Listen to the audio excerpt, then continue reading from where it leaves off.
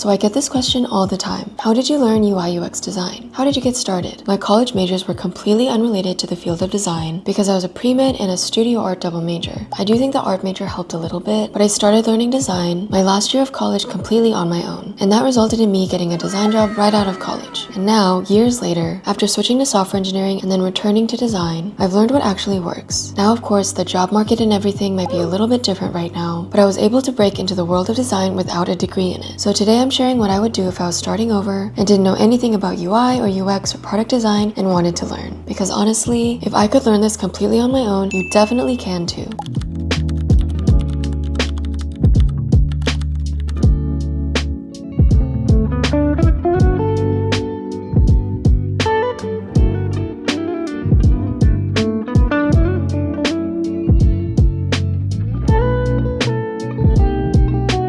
Hi everyone, welcome back to my channel. Alright, so this video will be about what I would do if I were to start over and I didn't know anything about UI UX or product design and wanted to learn. I've gotten multiple comments over all of my social media platforms wanting to know how I got started on my journey and what I used to learn. I'll be giving you a lot of resources, different ways of learning, and some tools that I use all the time. Also, disclaimer, I'm not sponsored by anyone. These are actually things that I use on my own. Alright, so let me take you back to my last year of college. I was a double major in pre-med/public health as well as studio art. I had zero design education. I didn't know anything about tech or the tech and design industry, much less designing anything for a screen and on a screen. So I started learning completely on my own. And I mean completely. No courses, no boot camps, and definitely no design degree. It was just me, Google, and a lot of late nights. Now, there are a few different ways to tackle this, and it all depends on how you learn best. Some people learn best by reading resources, such as articles, books, etc. Some people learn best by watching, such as YouTube videos or college class videos. Some people learn best by listening to resources,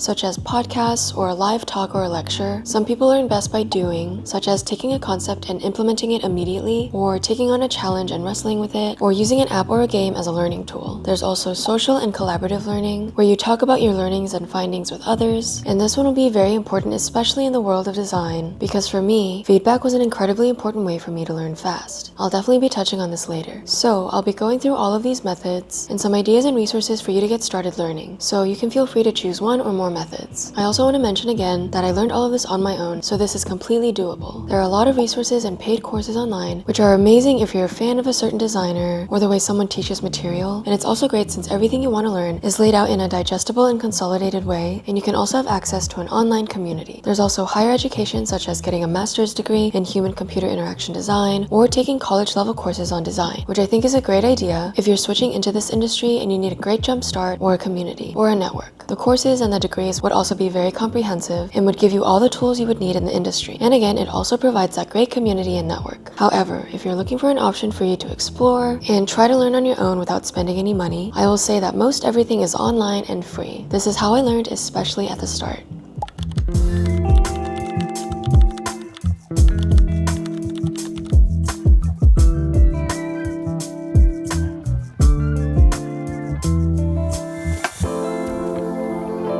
So before we dive into resources, let's talk about what you actually need to learn. Because I tried learning everything at once and it was very overwhelming. First, let's cover the tools. Back in the day when I first started learning, it was a time when everyone was using Adobe and was mostly transitioning to a tool called Sketch. There were no collaboration features then, so there were a lot of saved sketch files that were emailed back and forth. We had to use separate tools for prototyping and animations, and a lot more since these features were not there at the time. You've got version 001, version 002, version 002 final, version 002 final. Then when I was starting my career in software engineering, Figma started to pick up, but I was fully coding instead of designing by the time Figma was the main design tool. Currently, of course, I am using Figma as my main design tool for many reasons. All of those external tools are now built-in features, so mostly everything you need to design is in one tool, and the free plan is honestly all you need to start. Now let's talk about the basics that you need to learn first, like UX principles, how people think and use products, design theory, composition, hierarchy, balance, typography, probably the most underrated skill, color theory, which is not just making things pretty, but also understanding psychology, and UI design, which is the actual interface creation, and a lot more. One video is not nearly enough to go over all of these basics, which is why today I'm giving you options and resources to learn them. Maybe in the future I can break these down and make a quick video about each of these. But here's something crucial, and something you'll probably pick up as you design. It's the importance of recognizing patterns. Most apps have white backgrounds, most buttons are rounded, most navigation is at the bottom on mobile, most primary actions are on the right. These are not accidents, templates, these are all patterns that users expect. A great example is a UX rule called Fitz's Law, where buttons and navigation on mobile are placed close to where the thumb naturally sits. Learn the rules first. Then, once you understand why they exist, you can break them intentionally. But for now, understand and practice the rules before trying to stand out. Laws of UX is an amazing website to check out if you want a really quick place to start, and it has a bunch of common UX rules and thinking broken into digestible bits with further reading if necessary.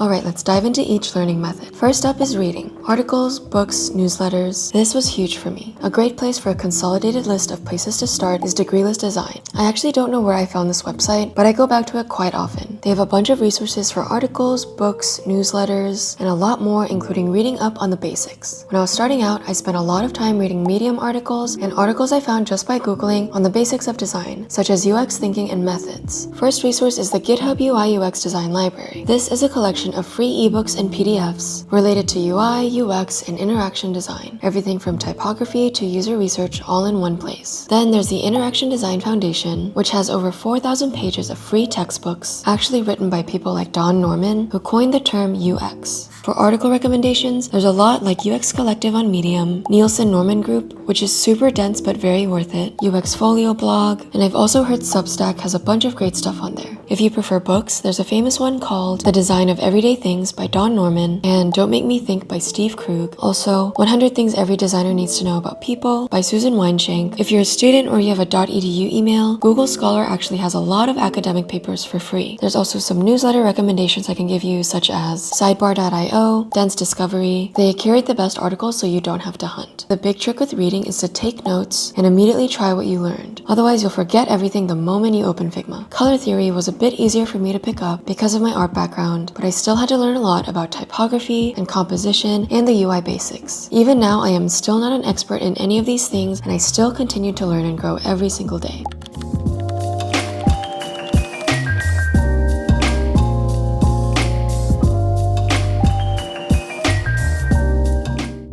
Okay, so this one's for my visual learners. This is probably how most of you found me anyways. Watching resources like YouTube videos, online video courses, college class videos. These are all things that were very effective for me. I watched a lot of YouTube videos to learn those basics, pick up good design habits, and learn how to improve. YouTube changed everything for me. Flux Academy has comprehensive tutorials. AJN Smart shows actual design sprints. There are so many design tutorials and videos on YouTube, so feel free to search whatever you're learning, whether that's a tool or a concept, and find some great content. Special shout out to this channel Bring Your Own Laptop, because when I was getting back into design several months ago, this is what I binged to catch up on everything that I missed, especially with tools like Figma. It also helped me pick up really good design habits and learn a lot of shortcuts so that my design process was a lot faster. There's also Figma's YouTube channel, which has over 800 videos, and it's great to start with their beginner course. It's free and it's better than most paid content. For beginners, start with Figma's Design for Beginners 2025. It's completely free and it built a portfolio website from scratch. But here's the key. Don't just watch. Have Figma open on the side. Pause constantly. Try to recreate what they're doing. That's mainly how I learned. Figma in one window and tutorial in another. I could be reading or watching a resource thinking it all makes sense, but then forget it all by the time I open up Figma, so learning by doing is very important. I will say I think learning by doing is one of the fastest ways to learn as well. I also want to talk about online courses. There's several options, such as the Google UX Design Certificate on Coursera. It's technically paid, but financial aid makes it free if you need it. Domestika often has free courses, and honestly, YouTube has full university lectures from Stanford and MIT. Last but not least, there's conference talks. You've got Config by Figma, Adobe Max by Adobe, XDA Interaction Week. All of these are also free on YouTube, and also the same quality as paid conferences.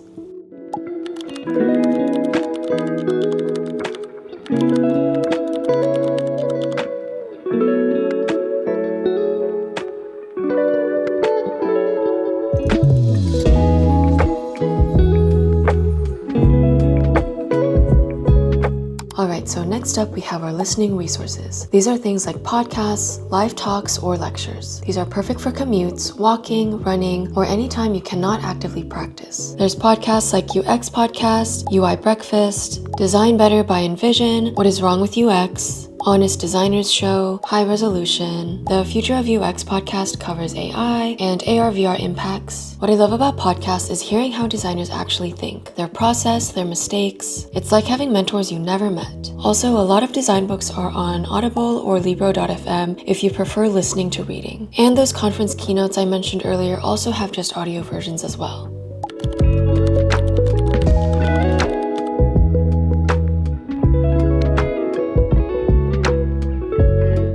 Okay, now let's talk about the most important learning method in design, learning by doing. Tutorials, concept implementations, apps or games, challenges. You can read all the theory, watch all of the videos, but until you open Figma, it's all in a limbo state. Learning by doing is what really clicked for me. The best way to learn is to practice, and this should be done as early as possible, and you will pick up great habits. Start simple, take a screen from an app, any app. You can take a screenshot on your phone, you can go to Mobbin and find a really cool screen. Take that screen and try to recreate it as close as you can on Figma. I will tell you right now that almost every single screen in existence is recreatable on Figma. Obviously, some are harder than others, so pick a simple one, especially when you're starting out. But this way, you start recognizing those patterns, you get faster at using and learning Figma, which is your main weapon in design. Learn your Figma shortcuts to make your process faster, Command D to duplicate, and K for the scale tool, which I use all the time. Really hone the craft, and to do that, just copy a screen. It looks really intimidating, but it's all just boxes and squares and colors and text. Once you've got that down, then you'll start asking questions like how to get icons and why some icons look better than others, then where to get image assets, then how logos are created, then how animations are added, how prototypes are created, then how to create components, design systems. Another big one is auto layout. This is not to overwhelm you. This is to excite you on how your design journey has so much to offer. Take part in a challenge if you want to start from scratch and need some new ideas. The Daily UI Challenge has 100 days of prompts. Day 1 is a sign-up form. Day 50 is a job listing. It's been around forever, and it's helped thousands of people build their portfolio. Some other ones are Sharpen, UX Tools challenges, but my favorite is redesign something that you use every day and that frustrates you. Your banking app, your favorite coffee shop's website, the parking app that makes no sense. Or if you're starting from scratch, find an idea, wireframe, design it out. But also, most importantly, give yourself a time limit, 1 to 2 hours max, because it helps you learn time management, which I think is also very underrated in design. If I don't give myself time limits, I could spend hours trying to perfect a small element in design and never feel satisfied. So giving myself time limits has definitely helped.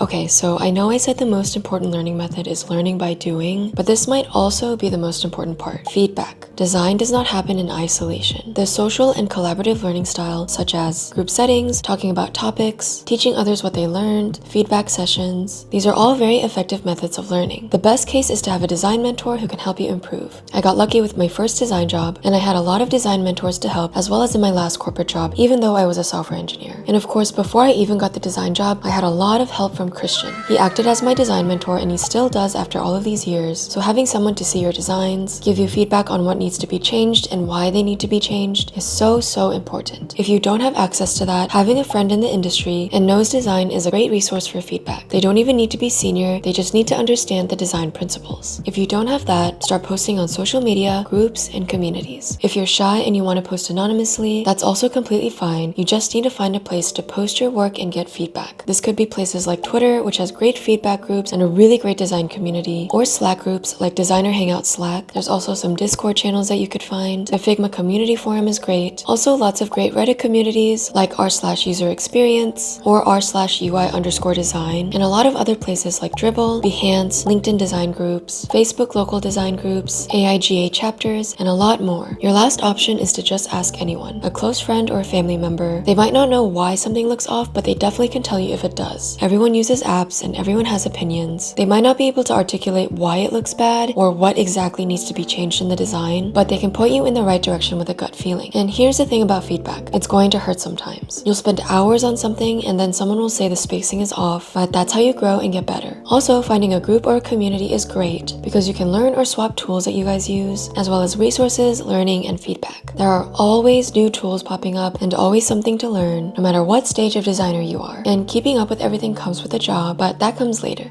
Alright, so let me show you the Figma interface specifically so you can spend some time getting used to a tool. I would choose Figma because there's a lot you can do with the free plan. You definitely don't need to upgrade for now because you'll have everything you need. Figma gives you 3 collaborative files for free and I think unlimited drafts, so you have plenty of space to start out. This is also per project, so you can continue to add more projects if needed. If you're a student with a .edu email, I think you get the Pro plan for free, which is such a perk. Here are some free UI kits to learn from. A big one is the Untitled UI kit, Apple's iOS design kit, you can probably find the latest one, and that also goes for Google's material design kit. Some free plugins that I love to use, Unsplash for photos, Iconify for all of my icon needs, Icons 8 for some more icons and a lot of illustrations, Lorem Ipsum for some filler copy, and so much more. Also, when you're taking a look at these design kits, you can really look at how components work, break them apart, understand the spacing, the colors. Again, it's really good for recognizing patterns. It's also like reverse engineering design.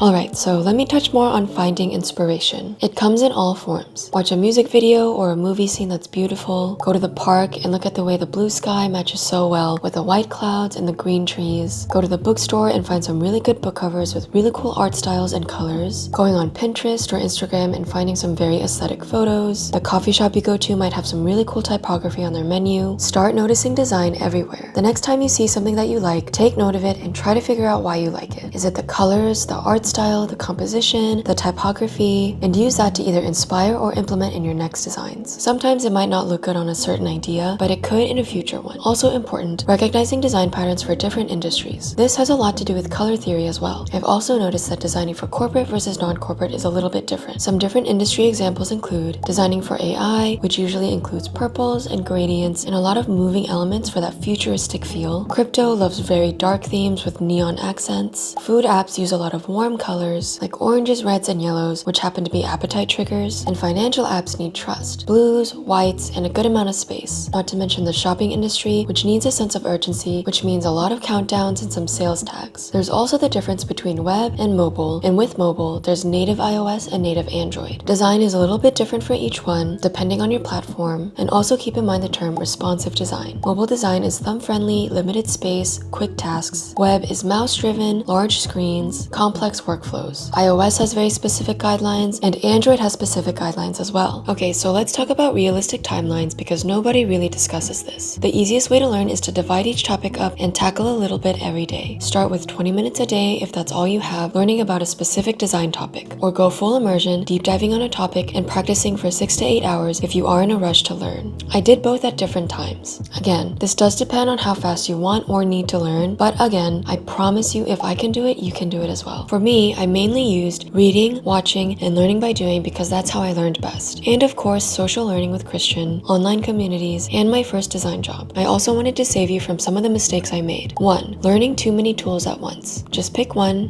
Figma, maybe FigJam for whiteboarding, and that's it. 2. Skipping fundamentals. Typography, color theory, spacing. They might seem boring and basic, but they are very essential. Number 3. Designing in isolation. Share your work early and often. It's scary, but it is very necessary. Number 4. Thinking you need to know everything before starting. You learn by doing and not preparing to do it. Number 5. Perfectionism paralysis. Set those time limits. Number 6. Not documenting your process. Number 7. Only copying without understanding why. 8. Ignoring accessibility. 9. Comparing yourself to senior designers who have been doing this for years. And last but not least, and my number 1 thing, don't let the imposter syndrome get to you, especially when starting out. When you see a beautiful design, which you always will, don't think, wow, I could never do that, it's so good. Which is what I used to do and am still guilty of doing even to this day. Change your thinking to, wow, that looks so good, I cannot wait to be that good. Or, I wonder how they did that on Figma, and try to recreate it, and try to learn from it.